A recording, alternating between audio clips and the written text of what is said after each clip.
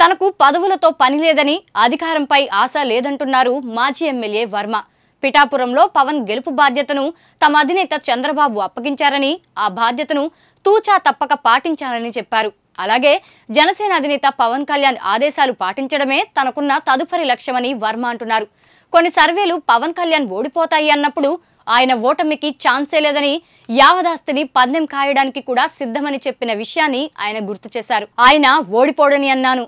అదే విధంగా పవన్ కళ్యాణ్ మంచి మెజారిటీతో గెలవడం తనకు వ్యక్తిగతంగా ఎంతో సంతృప్తినిచ్చిందని అంటున్న వర్మతో మా ప్రతినిధి Sambasivarao face to face. TDP Janasena BJP కూటమిలో ట్రెండ్ సెట్టర్ గా పవన్ కళ్యాణ్ చెప్తుంటే, పవన్ కళ్యాణ్ విషయంలో game changer trend setter Varma గారు. సాక్షాత్ ఇది మనం చెప్పిన మాట లేదా పబ్లిక్ చెప్పిన మాట, పవన్ కళ్యాణ్ చెప్పిన మాట. ఆయన ముందు నుంచి ఎలక్షన్ ముందు వర్మ గారిని ఇంటర్వ్యూ చేసినప్పుడు, కౌంటింగ్ ముందు ఇంటర్వ్యూ చేసినప్పుడు 60,000 దాటుతుంది అన్నారు. అదే 70,000 దాటింది.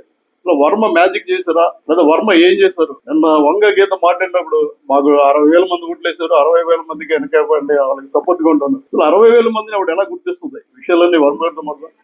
ముందుగా మీకు అభినందనలు. ఎందుకంటే పవన్ కళ్యాణ్ గారు ఫస్ట్ మిమ్మల్ని కౌగులించారు, తర్వాత చంద్రబాబు గారు కూడా అభినందించారు. ఈ ముందు నుంచి కూడా మీరు ధీమాతో 60,000 దాటుతున్నారు. ధీమా ఎలా వచ్చింది? ధీమా ఏంటంటే ప్రజల్లో ఉన్నాం కాబట్టి ఏ గ్రామం ఎలా ఉందో, ప్రజల యొక్క స్పందన ఎలా ఉందో మాకు తెలుసు.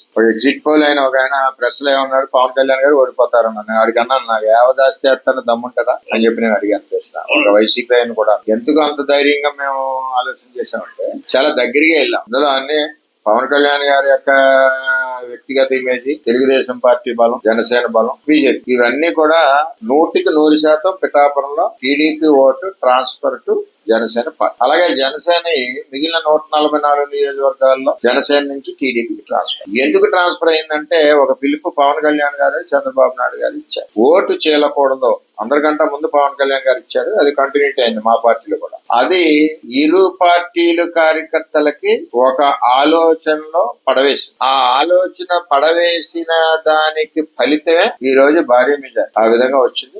మాకు కంటితో తెలుసు కాబట్టి ఆవేళ 60,000 పైన వస్తుందని చెప్పి, తక్కువ వస్తుందని చెప్పలేదు. సార్, ఈ ఓటు ట్రాన్స్ఫర్మేషన్ లో మీరు చెప్పింది 100% ఎందుకంటే మాజీ సీఎం కిరణ్ కుమార్ రెడ్డి గారు బీజేపీ నుంచి పోటీ చేసి కేవలం, ఎందుకంటే అక్కడ పార్లమెంట్ పరిధిలో 5 ఎమ్మెల్యే సీట్లు గెలిచి కూడా ఆయన ఓడిపోయారు. కానీ మీ దగ్గర 100% ఎమ్మెల్యేకి ఎన్ని ఓట్లు పడినాయో, ఎంపీకి ఎన్ని ఓట్లు పడినాయి, పైగా మీ ఓటు ప్రతిదీ సైకిల్ లేకపోయినా కూడా గ్లాస్ వెళ్ళింది. అక్కడికి ఇక్కడికి అంటే ఎక్కడన్నా సరే, ఇప్పుడు మనం పొత్తులో ఒక వ్యక్తికి టికెట్ వెళ్ళినప్పుడు మనస వాచ కల్మషం లేకుండా పనిచేస్తామంటే, లేదంటే పని చేయకూడదు. నేను పని చేస్తానని చంద్రబాబు నాయుడు గారికి మాట ఇచ్చాను. పవన్ కళ్యాణ్ గారు నా మీద బాధ్యత పెంచారు. నా గెలుపు మీ చేతిలో ఉందని పవన్ కళ్యాణ్ గారు చెప్పారు.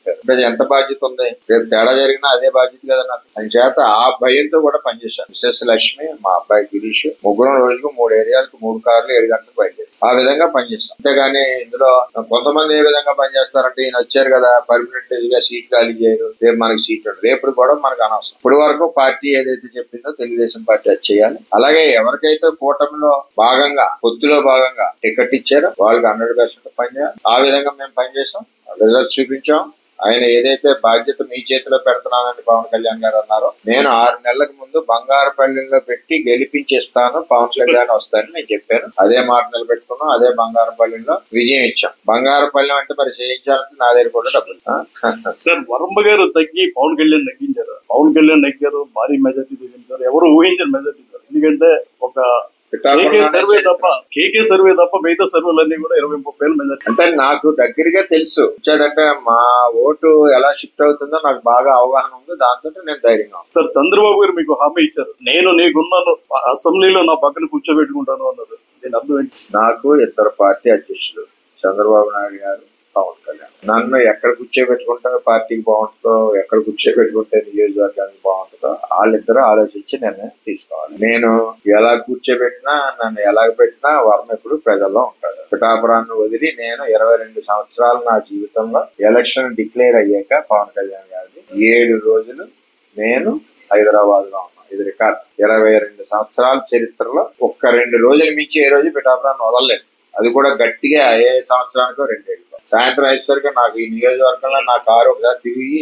గాలి పీలిస్తే గానీ నాకు హ్యాపీగా. అటువంటిది బాధ్యత ఏ పని చెప్పినా పవన్ కళ్యాణ్ గారు చెప్పినా చేస్తాం, చంద్రబాబు నాయుడు గారు చెప్పినా చేస్తాం. అంటే మీ మీద మరింత బాధ్యత పెరిగింది సార్. ఇప్పుడు పవన్ కళ్యాణ్ గారు గెలిచిన తర్వాత ఇప్పుడు మనకంటూ కేడర్ ఉంది, పార్టీ కేడర్, వీళ్ళు కూడా మనం సమంగా కలుపుకునే ఆ సహకారం అడుగు నుంచి వస్తుందంటారా? పవన్ కళ్యాణ్ గారి యొక్క ఆలోచన తెలుగుదేశం పార్టీ, జనసేన పార్టీ నా కుటుంబం అన్న ఆలోచన తప్పితే ఇది జనసేన పార్టీ వాళ్ళు తెలుగుదేశం పార్టీ అని ఆయన ఎప్పుడు అనట్లేదు. అసలు ఆయన మేము పనిచేసిన విధానానికి ఆయన ఎక్కడికెక్కడ ఎంచుకుని ప్రతి మీటింగ్ లో చెప్తుంటే మాకు ఆనంద బాష్పాలు వస్తున్నాయి. మొన్న వాళ్ళు ఎమ్మెల్యేస్ మీటింగ్ మరి మా ఎమ్మెల్యే గారు కదా విష్ చేయడానికి వెళ్ళాను, తెలియజేయడం. ఆయన ఆ మీటింగ్ లో పిలిచి గెలుపుకి చాలా బాగా కష్టపడ్డారని చెప్తే అదేమంటే మన పడిన కష్టం అందరి లీడర్లో గౌరవించారు. ఇక్కడ గుర్తుపెట్టుకోవాలి, అందరి లీడర్లో ఎలక్షన్లు అయిపోయాక ఆయ్ అంటారు, ఆయ్ కూడా 1200 మళ్ళీ 5 ఏళ్ళ తర్వాత చూడచ్చు. కానీ ఇక్కడ పవన్ కళ్యాణ్ గారి యొక్క క్యారెక్టర్ అది కాదు, నిజాయితీని నిజాయితీగా గుర్తిస్తారు. అందుచేత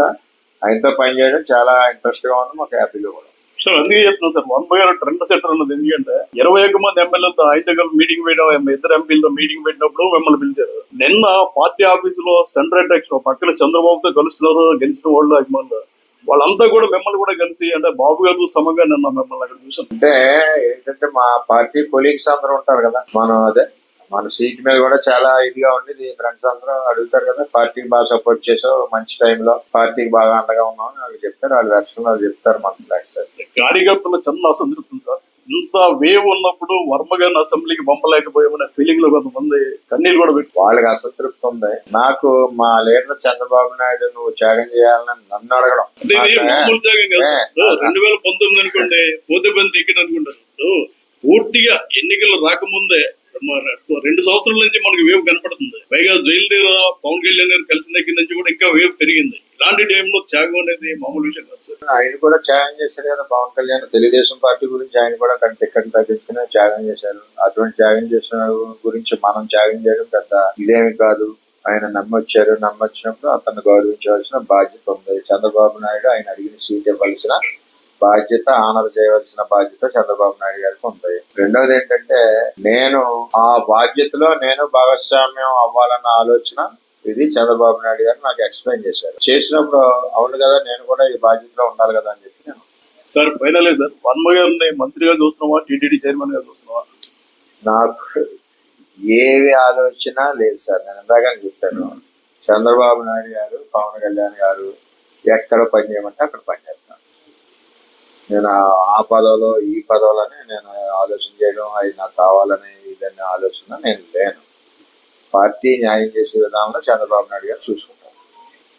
ఇది పరిస్థితి.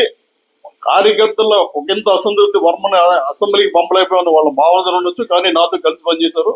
ఇటు పవన్ కళ్యాణ్ అటు చంద్రబాబు ఏది చెప్తే అది చేయడమే నా లక్ష్యం. నాకు ఎలాంటి పదవులు ఏదంటే ఆశ లేదు. పదవులు ఆశ ఉంటే మొన్న నేను డైరెక్ట్ గా బాబు గారితో మాట్లాడేవాడిని. ఖచ్చితంగా వాళ్ళిద్దరు ఏది చెప్తే అది చేస్తున్నా, అదే నా బాధ్యత వర్మ గారు చెప్పడం జరిగింది. ఈ వీడియో కనుక మీకు నచ్చినట్టయితే లైక్ చేయండి, షేర్ చేయండి, సబ్స్క్రైబ్ చేసుకొని పక్కనే ఉన్న బెల్ ఐకాన్ ని క్లిక్ చేయండి.